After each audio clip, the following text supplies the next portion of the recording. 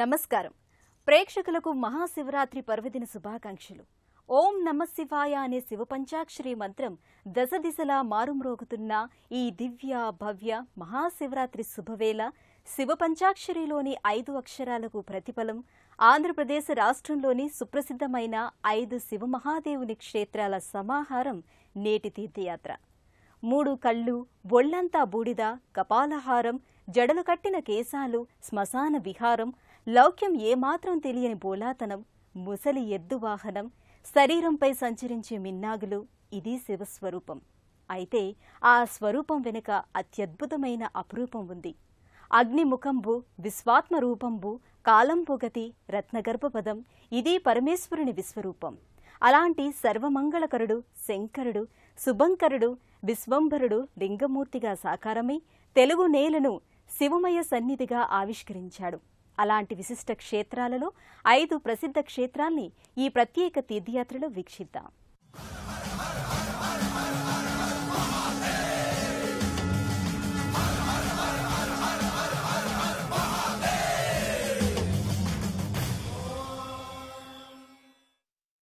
మన పురాణాలు శ్రీశైల మహాక్షేత్రాన్ని భూమండలానికి నాభిస్థానంగా పేర్కొన్నాయి. మల్లికార్జునుడు, భ్రమరాంబికాదేవి కొలువుతీరిన ఈ క్షేత్రం 12 జ్యోతిర్లింగ క్షేత్రంగా, అష్టాదశ శక్తిపీఠంగా వెలిసిల్లుతోంది. ఏ వ్రతం ఆచరించినా, ఏ పూజ చేసినా, ప్రపంచంలోని ఏ ప్రాంతంలో ఉన్నా శ్రీశైలాన్ని ప్రాతిపదికగా చేసుకుని సంకల్పం చెప్పుకోవటం భారత సనాతన ధర్మంలో ముఖ్య ప్రక్రియ. అలాంటి మహామహిమాన్వితమైన శ్రీశైల క్షేత్ర విశేషాంశాల్ని మహాశివరాత్రి నాడు వీక్షించడం శివానుగ్రహకారకం. శివశక్తులిరువురు ఒకే లోగిలిలో కొలువు తీరిన పావన పుణ్యస్థలి శ్రీశైలం. శ్రీపర్వతంబు పరమమైన తీర్థంబు అంటూ మహాభారతంలో ఆదిపర్వం, అరణ్య పర్వాలలో ఆదికవి నన్నయ్య శ్రీశైల క్షేత్రాన్ని వర్ణించారు. శ్రీపర్వత స్వయంభూ శ్రీలింగ చక్రవర్తి శ్రీ మల్లికార్జున మహాదేవుని ముఖమండపంబున సుఖాసీనులై అంటూ శ్రీనాథుడు శివరాత్రి మాహాత్మ్యంలో శ్రీశైలేశుని వైభవాన్ని విశదీకరించారు. ఎంతో ప్రాచీన కాలం నుంచి వర్ధిల్లుతోన్న శ్రీశైలం ఆదిక్షేత్రం, అనాది క్షేత్రం. కర్నూలు జిల్లాలో నెలకొన్న ఈ విశిష్ట క్షేత్రం శ్రీగిరిగా, శ్రీపర్వతంగా, శ్రీమలగా వర్ధిల్లుతోంది. పార్వతీ పరమేశ్వరులు స్వయంభువులై ఆవిష్కారమైనది శ్రీపర్వతం. అదే ఈ శ్రీశైలం. చంద్రగుప్తరాజు కుమార్తె చంద్రావతికి పరమేశ్వరుడు స్వప్నంలో కనిపించి శ్రీగిరిపై తన ఉనికిని తెలియచేశాడని పురాణ కథనం. చంద్రావతి స్వామిని తొలిసారిగా మల్లెపూలలతో పూజించడంతో ఇక్కడి శివలింగానికి మల్లికార్జునుడు అనే పేరు స్థిరపడింది. భక్తులు స్వయంగా గర్భాలయంలోని శివలింగాన్ని తాకి పూజాది అభిషేకాలను నిర్వహించుకోవచ్చు. అరుణాసురుడనే రాక్షసుణ్ణి సంహరించేందుకు ఆదిశక్తి భ్రమర రూపం ధరించిందంటారు. అరుణాసుర వధ తరువాత జగన్మాత భ్రమరాంబగా ఇక్కడ వెలిసింది. జగద్గురువు ఆదిశంకరులు శ్రీశైలాన్ని దర్శించి కొన్ని సంవత్సరాల పాటు ఇక్కడ తపస్సు చేశారని ప్రతీతి. భ్రమరాంబిక సమక్షంలో శంకర భగవత్పాదులు శ్రీచక్రాన్ని ప్రతిష్ఠించారు. విశాలమైన ఆవరణ కలిగిన ఆలయ లోగిలిలో 4 ఎత్తైన గోపురాలు ఉంటాయి. తూర్పు గోపురాన్ని శ్రీకృష్ణదేవరాయలు, పడమటి గోపురాన్ని ఛత్రపతి శివాజీ నిర్మించాడని శాసనాలు వెల్లడిస్తున్నాయి. శ్రీశైల పరిసరాలలో ఎన్నో సందర్శనీయ స్థలాలు నెలకొని ఉన్నాయి.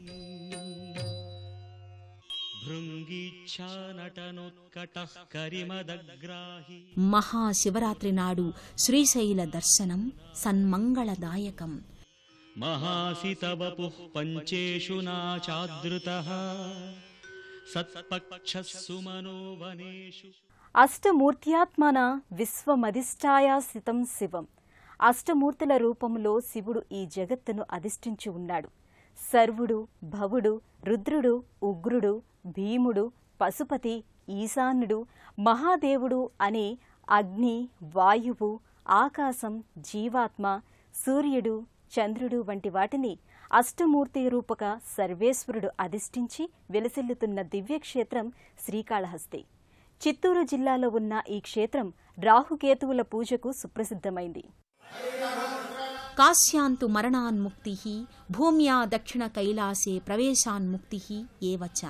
కాశీక్షేత్రంలో పరమపదాన్ని పొందితే తప్ప మానవ జన్మకు ముక్తి లభించదని, కాని శ్రీకాళహస్తిలో కాలు మోపితేనే మోక్షం సిద్ధిస్తుందని పురాణోక్తి. కామ్య వరదాయకునిగా శ్రీకాళహస్తీశ్వరుడు ఇక్కడ భక్తులను అనుగ్రహిస్తున్నాడు. వాయులింగేశ్వరునిగా పూజలందుకుంటున్నాడు. ఇక్కడి వాయులింగం పంచభూతలింగాలు, పంచప్రాణలింగాలకు ప్రతీక. మిగిలిన 4 తమిళనాడులో ఉండగా వాయువుకు అధిష్టాన లింగాకృతిగా శ్రీకాళహస్తీశ్వరుడు వర్ధిల్లుతున్నాడు. శ్రీకాళహస్తి అంటే సాలెపురుగు, పాము, ఏనుగు ఈ మూడింటికి కైవల్యాన్ని అనుగ్రహించిన ఈ క్షేత్రం శ్రీకాళహస్తి. శ్రీకాళహస్తి క్షేత్రం చతుర్విధ ఫల పురుషార్థ సిద్ధిదాయక క్షేత్రం. అందుకు తగిన రీతిలో ప్రధాన ఆలయ లోగిలిలో 4 మహారాజ గోపురాలు ఉంటాయి. ఆలయ ప్రధాన ప్రవేశం జ్ఞానాంబికా గోపుర ద్వారంతో మొదలవుతుంది. దీనిని ధర్మద్వారం అంటారు. ఇది తూర్పు గోపురం. అలాగే పడమర గోపురాన్ని అర్ధగోపురం అంటారు. దక్షిణ గోపురాన్ని కామ్య గోపురం అంటారు. ప్రధాన ఆలయానికి అభిముఖంగా ఉన్న గోపురం మోక్ష గోపురం. శివభక్తులు ధర్మాన్ని ఆచరిస్తూ అర్థకామ్యాలని జయించి మోక్షద్వారం గుండా శివానుగ్రహాన్ని పొందాలని ఈ క్షేత్రం సందేశమిస్తుంది. గర్భాలయంలో వాయులింగేశ్వరుడు 4 అడుగుల ఎత్తులో ఉంటాడు. ఈ లింగాకృతిపై పంచశీర్ష సర్పం, సాలెపురుగు, ఏనుగు ఆకృతులు గోచరమవుతాయి. కాళహస్తీశ్వరుడు భస్మాన్ని కాకుండా నవగ్రహాల బంగారు కవచం ధరించి ఉంటాడు. భక్తులకు ఇక్కడ విభూదిని కాకుండా తీర్థాన్ని వితరణ చేస్తారు.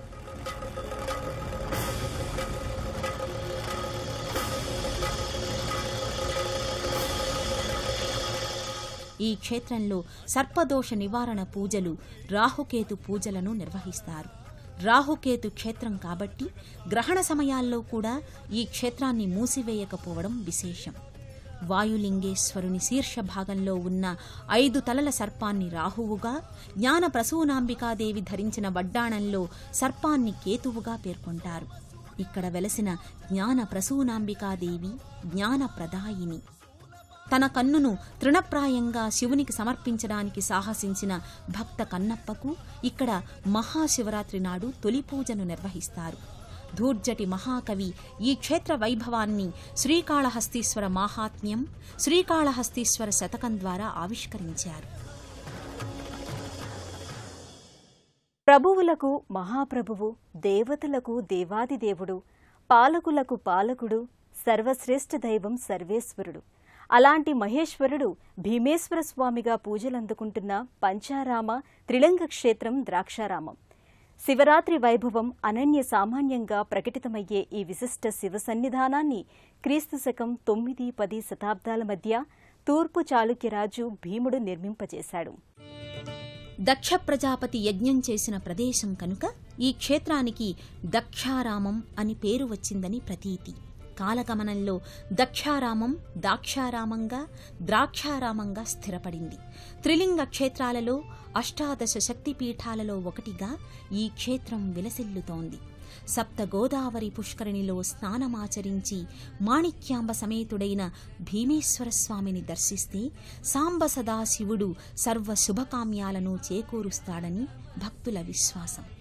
భీమేశ్వరుని లాంటి దైవం, దక్షవాటికైన దాక్షారామం, సప్త గోదావరి వంటి తీర్థరాజం ఎంతో ఉత్కృష్టమైనవని స్కాంద పురాణం వివరిస్తోంది. భీమేశ్వరాలయానికి 14వ శతాబ్దంలో రెడ్డి రాజులు 4 వైపులా 4 రాజగోపురాలను, 5 ప్రాకారాలను నిర్మింపచేశారు.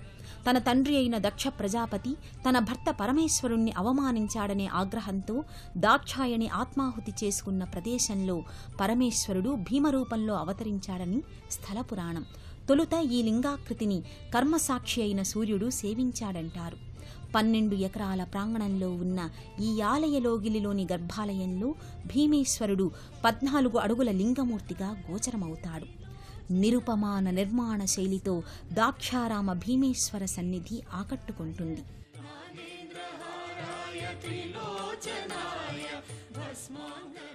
రాజరాజ నరేంద్రుని పూర్వీకుడైన చాళుక్య భీముడు క్రీస్తు శకం 892–922 మధ్యకాలంలో వేంగి రాజ్యాన్ని పరిపాలిస్తున్న కాలంలో ఈ ఆలయాన్ని నిర్మింపచేశాడు. ఆలయ స్తంభాలపైన, గోడలపైన మొత్తం 832 శాసనాలు చెక్కి ఉన్నాయి. తూర్పు గాంగేయులు, కాకతీయులు, కొండవీటి రెడ్డిరాజులు, గజపతులు, విజయనగర రాజులు దాక్షారామ భీమేశ్వరుణ్ణి ఆరాధించి భూరి విరాళాలను సమర్పణ చేశారు. శైవ ప్రభను దేదీప్యమానం చేశారు. ఈ సన్నిధిలో ఆశ్రిత కల్పవల్లిగా మాణిక్యాంబికాదేవి ప్రకటితమవుతుంది. మహాశివరాత్రి వేడుకలు ఈ క్షేత్రంలో వైభవంగా కొనసాగుతాయి. శ్రీనాథుడు తన భీమఖండం కావ్యంలో ఈ క్షేత్ర వైభవాన్ని ఘనంగా వర్ణించాడు. ఎన్నో విశేషాల సమాహారంగా వెలిగే దాక్షారామ దివ్యక్షేత్రాన్ని మహాశివరాత్రి నాడు వీక్షించడం సకల దురిత నివారణ కారకం. సర్వలింగమయి భూమిస్సర్వం లింగమయం జగత్. ఈ భూమి అంతా జగతంతా లింగమయమని పురాణవచనం. అలాంటి వైభవోపేత భవ్య ప్రకాశితమూర్తి మహాదేవుడు సతీదేవి ఆత్మాహుతితో కలత చెంది మనశ్శాంతి కోసం ఒంటరిగా ధ్యాన దీక్షను కొనసాగించిన విశిష్ట శైవక్షేత్రం కోటప్పకొండ. గుంటూరు జిల్లా నర్సరావుపేటకు సమీపంలో ఉన్న ఈ క్షేత్రంలో స్వామి ధ్యానశివునిగా, దక్షిణామూర్తిగా, కోటేశ్వరునిగా తేజరిల్లుతాడు. శివసతి అయిన అమ్మవారి స్వరూపం లేని అరుదైన క్షేత్రమిది. అందుకే ఇక్కడ మహాశివరాత్రి నాడు విశేషంగా శివ ఆరాధనలు జరుగుతాయి. ఈ క్షేత్రంలో శివ కళ్యాణాన్ని నిర్వహిస్తారు. భక్తుల పాలిట కోటివేల్పులాండ కోటప్పకొండ. బ్రహ్మశిఖరం, విష్ణుశిఖరం, రుద్రశిఖర సమన్వితంగా త్రికుటాలు నెలకొన్న క్షేత్రం కోటప్పకొండ కోటేశ్వర స్వామి సన్నిధానం. ఈ స్వామిని త్రికోటేశ్వరునిగా కూడా ఆరాధిస్తారు. క్రీస్తు శకం 6–7 శతాబ్దాలలో ఈ ప్రాంతాన్ని పరిపాలించిన ఆనంద గోత్రికులు, విష్ణు కుండినులు త్రికోటాధిపతులుగా బిరుదు వహించారు. బ్రహ్మచారి అయిన దక్షిణామూర్తి యోగనిష్ఠుడై బ్రహ్మాది దేవతలకు ఇక్కడ బ్రహ్మోపదేశం చేసినట్టు పురాణాలు వివరిస్తున్నాయి. స్వామి నెలకొన్న శిఖరం భూ ఉపరితలానికి 1587 అడుగుల ఎత్తులో ఉండగా దీని పైభాగాన 600 అడుగుల ఎత్తులో కొత్త కోటేశ్వర స్వామి ఆలయం ఉంది. ఈ ఆలయానికి పైభాగాన పాత కోటన్న గుడి 3 శిఖరాలతో త్రికోటాచలంగా శోభిల్లుతోంది.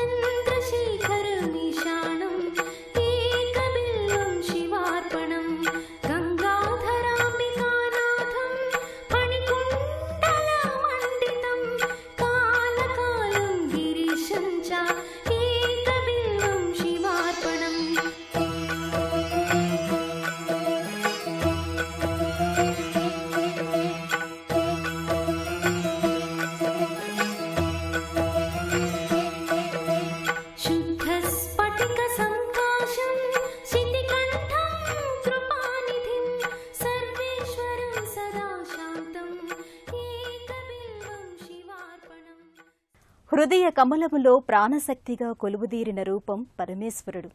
శివుడు సర్వహృదయ నివాసి. ప్రతి జీవి శరీరంలో ప్రకాశించే చైతన్యమే శివుడు. ఈ విశ్వాన్ని తన జ్ఞానదీపంతో వెలిగింపచేస్తున్న మహేశ్వరుడు మహానందీశ్వరునిగా కొలువుదీరిన ప్రఖ్యాతమైన శైవక్షేత్రం నవనందీశ్వర క్షేత్రంగా కూడా మహానంది విఖ్యాతిగాంచింది. మహాశివరాత్రి మహాయశస్సుతో నిర్వహించే ఈ క్షేత్ర దర్శనం పరమేశ్వర కృప సాధనకి దోహదమవుతుంది. లోకం లింగాత్మకం జ్ఞాత్వా అర్చయేత్ శివలింగం. లోకమంతా లింగాత్మకంగా, లింగ స్వరూపంగా భావించి శివార్చన చెయ్యాలని లింగ పురాణోక్తి. అందుకు తగిన రీతిలో వివిధ నందీశ్వర రూపాలను ఒకే ప్రదేశంలో నిక్షిప్తం చేసుకున్న శైవ సన్నిధానం మహానంది. నంద్యాల సమీపంలో ఉన్న ఈ క్షేత్రం పురాణ, చారిత్రక ప్రశస్తిని అందుకుంది. దట్టమైన నల్లమల అటవీ క్షేత్రంలో ఈ ఆలయం అలరారుతోంది.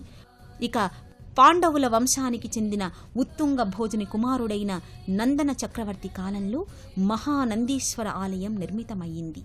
విక్రమచోళ మహారాజు, విజయనగర రాజులు ఈ క్షేత్ర అభివృద్ధికి విశేషంగా కృషి చేశారు. నందన మహారాజు రాజ్యంలోని గోశాలలో ఓ దైవదత్తమైన గోవు ఉండేది. ఆ ఆవు కీకారణ్యంలో ఒక పుట్ట మధ్యకు వెళ్లి అసంకల్పితంగా క్షీరధారలను కురిపించేది. బాలుడి రూపంలో ఉన్న శివుడు ఆ క్షీరాన్ని సేవించేవాడు. ఇది నిత్యకృత్యమయ్యేసరికి ఆవును వెంబడిస్తూ ఆ రాజు అరణ్యానికి చేరుకున్నాడు. చెట్టుచాటుగా గోవు క్షీరాన్ని కురిపించడం చూశాడు. ఆశ్చర్యానందాలతో రాజు గోవును సమీపించగా గోవు ఒక్క ఉదుటున అక్కడ్నుంచి మాయమయ్యింది. బాలశివుడు అంతర్ధానమయ్యాడు. ఇప్పటికీ గోవు కాలిగిట్టలతో చెదరిన పుట్ట మధ్య శివలింగాకృతి గర్భాలయంలో దర్శనమిస్తుంది. సాక్షాత్తు నందీశ్వరుడు గోవు రూపంలో శివుణ్ణి సేవించుకున్న ఈ క్షేత్రం మహానందిగా విఖ్యాతిగాంచింది. సర్వాలంకార శోభితంగా గర్భాలయంలో మహానందీశ్వరుడు దర్శనమిస్తాడు.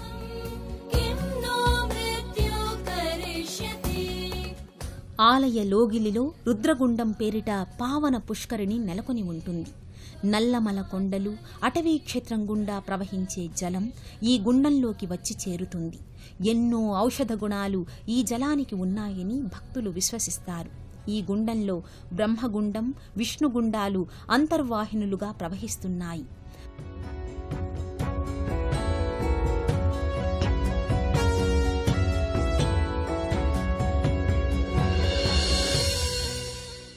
మహానంది క్షేత్రం సముదాయంలో మహానందితో పాటు మరో అష్టనందీశ్వరులు అలరారుతున్నారు.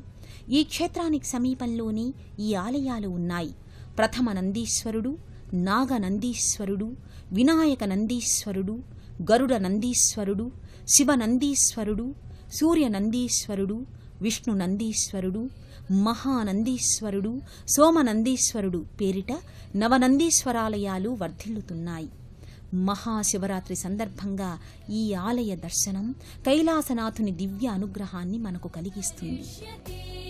గంగాధరం మహాదేవం సర్వాభరణభూషితం నమామి శిరసా దేవం కిం నో మృత్యు కరిష్యతి నమః శివాయ సాంబాయ హరయే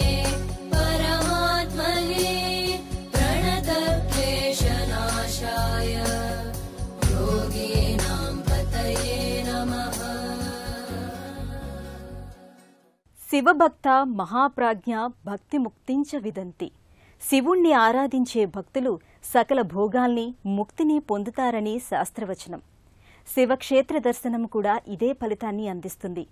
మహాశివరాత్రి సందర్భంగా ఆంధ్రప్రదేశ్లోని ఈ పంచశైవ క్షేత్రాల దర్శనం భవభయహరణం. ఈ క్షేత్రాలే కాదు, ఇంకా ఎన్నో మహిమాన్విత క్షేత్రాలు రాష్ట్రంలో ఉన్నాయి. ఆ క్షేత్రాల స్మరణ వల్ల భక్తులు పరమేశ్వర కృపకు పాత్రులు కావచ్చు. మరోసారి మహాశివరాత్రి పర్వదిన శుభాకాంక్షలతో ఓం నమః శివాయ. పుణ్యక్షేత్రాల దర్శనం, అపురూప ఆలయాల సందర్శనం, తీర్థయాత్ర కార్యక్రమాన్ని ఇప్పుడు యూట్యూబ్ ఆన్లైన్లో www.youtube.com/etv news లింక్ ద్వారా కూడా వీక్షించండి.